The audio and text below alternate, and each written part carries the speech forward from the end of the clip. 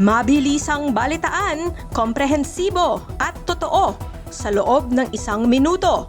Simula na ang Diskurso Tidbits. Akala mo ba tapos na? Makabayan Block, muling binuhay ang impeachment case laban kay Sara Duterte. Tanggap mo ba ang mga pangalang Mary Grace Piatos, Chippy McDonald, Carlos Miguel Uwishi, Ralph Josh Bacon at Erwin Ewan sa mga resibo?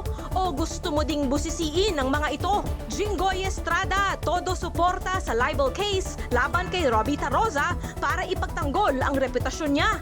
Tungkol ito sa umano'y double life ni Jinggoy. Dating umiiyak na ama, ngayoy bida sa kaso ng pagpatay sa asawa at sariling anak. Siya ang tinuturong prime suspect sa pagpatay sa mag-ina. Villarland na booking sa kalokohan. Sinampahan sila ng kaso ng SEC dahil umano sa market manipulation.